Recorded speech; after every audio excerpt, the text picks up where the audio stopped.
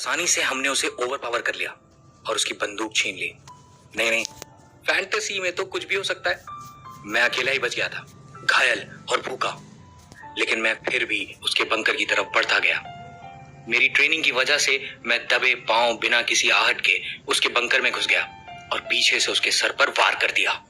वो जमीन पर धड़ाम से गिरा। उसने साइड में रखी अपनी बंदूक उठाने की कोशिश की, लेकिन मैंने लात मारकर उसकी बंदूक नीचे गिरा दी। उसने अपनी साइनाइड की गोली काटकर सुसाइड करने की कोशिश की, लेकिन मैंने उसे भी झटके से गिरा दिया। मैंने उसकी गर्दन पकड़कर कहा, अभी नहीं एडोल्फ हिटलर, तुम इतनी आसान मौत नहीं मरोगे। लेकिन मुझे एडोल्फ हिटलर को कैसे मारना चाहिए? नहीं, गलत सवाल।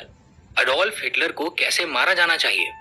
क्लियरली उसने जो काम किए हैं उसे नर्क से भी बदतर जिंदगी मिलनी चाहिए। उसके हाथ पैर काट देने चाहिए, आंखें बाहर निकाल लेनी चाहिए, बिल्कुल मार मार कर अधमरा कर देना चाहिए, लेकिन जिंदा छोड़ देना चाहिए। फिर उसके शरीर में कोई सीरम इंजेक्ट कर देनी चाहिए जिससे कि उसे कोई दर्दनाक कैंसर हो जाए और तब उसे तड़प तड़प कर मरने दिया जाए।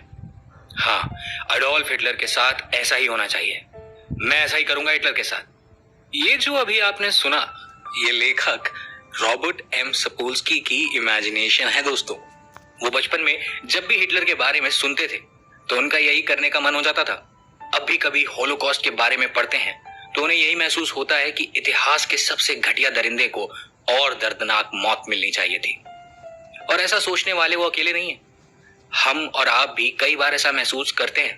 पर्सनली मैं दिल्ली रेप केस के रेपिस्ट के खिलाफ इसी तरह का गुस्सा महसूस करता हूँ। उस घटना के बारे में सोचता हूँ तो अपने आप मेरे दिल की धड़कनें बढ़ने लगती हैं, पूरी बॉडी का टेम्परेचर बढ़ जाता है, मुट्ठी अपने आप बंद हो जाती है और लगता है बस सामने वो आदमी आ जाए और मैं उसे मारना शुरू कर दूं।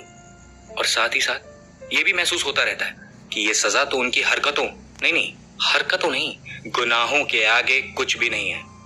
लेकिन क्या इसका मतलब हुआ कि मैं एक वायलेंट इंसान हूं? क्या मुझे वायलेंस पसंद है? मुझे अच्छा लगता है जब विलन हारता है और हीरो जीत जाता है, लेकिन मैं पुलिस ब्रूटैलिटी के सख्त खिलाफ हूं। मुझे नहीं लगता कि किसी अक्यूज को टॉर्चर किया जाना चाहिए, ये बिल्कुल भी सही नहीं। लेकिन अब कुछ मुजरिम जैसे ये निर्भया केस के रेपिस्ट, इनके लिए मैं कड़ी से कड़ी सजा चाहता हूँ। मैं बुलिंग के खिलाफ हूँ क्योंकि मेरा मानना है बच्चे बहुत मासूम होते हैं, लेकिन किसी बिगड़ैल बच्चे को उसकी मम्मी से पिटते देखकर सुकून तो मिलता है। ये जो मिक्स्ड फीलिंग्स मेरे अंदर है, ये हर इंसान के अंदर होती हैं। हम वायलेंस को किसी एक ही नजरिए से नहीं देखते। हमें लगता है कि सही जगह पर सही इरादे से किया हुआ वायलेंस सही है। अब श्री कृष्ण का ही एग्जाम्पल ले लीजिए। उन्होंने बुराई को खत्म करने के लिए वायलेंस का इस्तेमाल किया और वो आज पूजे जाते हैं। वहीं गलत इरादे से किए गए वायलेंस को हम सब भी गलत मानते हैं। लेकिन हमारे इस बिहेवियर के पीछे कारण क्या है? क्या सभी इंसान एक तरह से सोचते हैं? हमारी थिंकिंग और बिहेवियर में हमारी परवरिश, रहन सहन और ज्योग्राफी का कितना बड़ा हाथ होता है? इन सारे सवालों के जवाब आपको मिलेंगे इस बुक समरी में।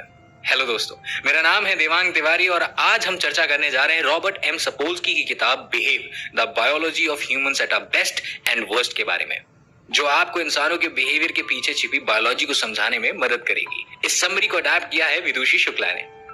यह समझना जरूरी क्यों है? क्योंकि ये दुनिया उतनी बुरी है नहीं जितनी हम समझते हैं। रॉबर्ट का मानना है कि ह्यूमन टू ह्यूमन वायलेंस असल में उतनी कॉमन नहीं है जितनी हमें हर सुबह न्यूज़पेपर की हेडलाइंस पढ़ के लगती है। और दोस्तों, आज हम इसी बारे में बात करेंगे। इस बुक समरी को खत्म करने के बाद आप ना सिर्फ ह्यूमन बिहेवियर को अच्छे से समझ पाएंगे, बल्कि उसे प्रिडिक्ट करके खुद को वायलेंट होने से भी बचा पाएंगे।